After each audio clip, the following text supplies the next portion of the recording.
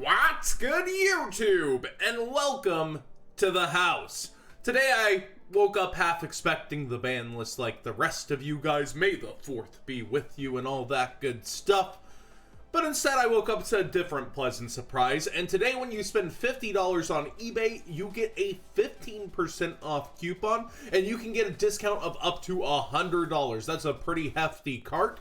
And it's eligible on multiple items from multiple sellers, but you can only use it at checkout once. So do be careful with that. And I think it's only one per household or something, one per address. So do be careful with that. If, you know, multiple people in your family might want to use it together, you might want to get together when you're filling your cart, get different things and get that nice 15% off. Why can't TCG Player ever go above 5%? Why is eBay always got these clean deals lately? Well, just thinking about Infinite Impermanence, I did tell you guys to hold off of that with Yu-Gi-Oh! Singles. Let's go ahead and pull up a calculator and just see. That's about $70 times 0.85 at checkout. $60 impermanences. That sounds a lot better than a lot of things on market, especially since we now know that the case ratio's a little less for this card, for Ghost Bell, and for Ibly. Let's actually check in on all those cards in just a second too. I wanted to go through and see how everything fell out now that we're past the sneak peek. We're on opening weekend, and impermanence is sitting around the $70 mark for a lot of people.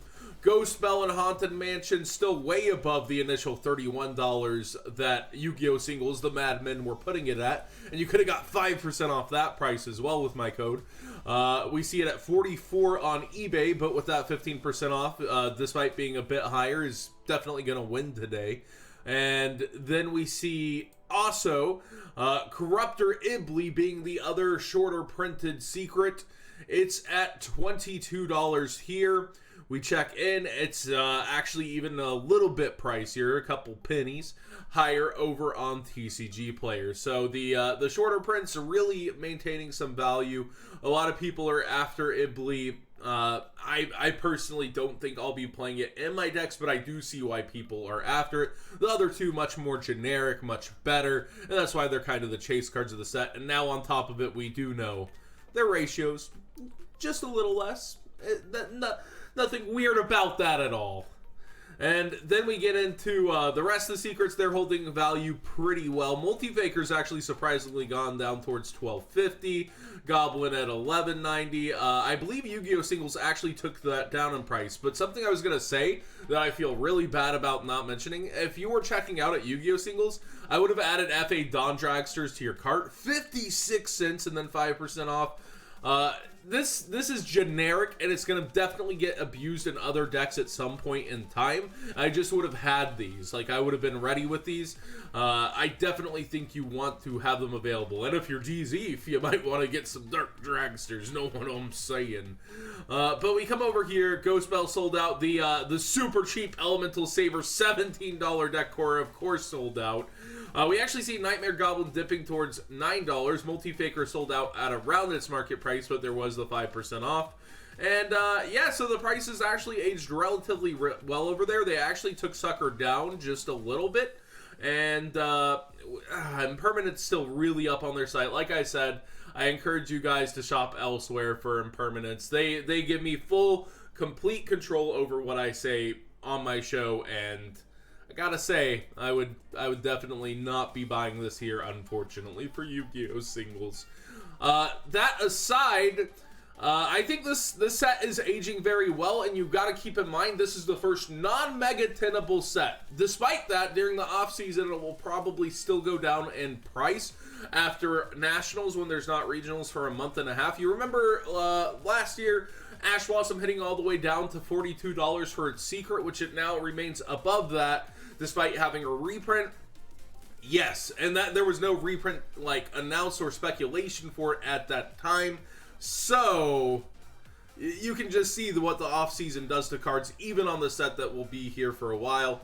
Just keep that in the back of your head. But a lot of you guys do need these cards for the WCQ. A lot of you guys are still playing in regionals right now. So just shop smart and do your best, guys. That's all I can try to show you what to do. And mainly, I'm doing this market watch today because of this deal. I was planning one for tomorrow. I do have a gym playmat to show, and I believe it's Champs 10 or Champ 10 is a code for, I want to say 5% off of their site or 10% off their site. Yeah, it should be 10% off of their site, and they're doing a custom playmat thing. So codes everywhere, boys. I'll do a video on that later, showing off some awesome stuff from them. We've also got Dark Sanctuary bought out. Every time I look through duels packs, I get a little bit shocked. But then I remember, you know what? These packs, like Magnet Reverse, remember how hard that spiked? And then Elvis Vu also won a YCS with it. They've got a lot of hidden talent. But Dark Sanctuary is more of a, for funsies cards, a collector card. And it was heavily overlooked in my opinion. And there's a buyout. And it's on both platforms. It's done completely right. I see what happened here. But I play this in a lot of my deck building challenges on stream. It's an extremely fun card, and I do like it. It's got that collector value, the Bakura on the blimp in Battle City, if you remember. I like the card overall as a fun card, and then it's got, you know, the sentimental value as well. So I completely see why this was bought out. It's not a meta impact. It just continues to show the strength of the casual market, and that people do think about the casual market, such as with our newer legendary duelist packs. There's definitely a merit to the casual market. Why is your table contents going up so much, John? Have you not paid attention? The Sky Strikers, the Brandish Maidens as they were known in the OCG. If you waited till now, you waited too late. Like, that's just the name of the game. We can't wait till a product release for a card to go up these days anymore. People look far, far ahead into the future thanks to the OCG releases and decide what to get. You had multiple chances after their announcement to get these at $6, and now the lowest on market period just keeps creeping up. $9 for the rare thanks to one seller, and it quickly jumps to $12. So we lit XD.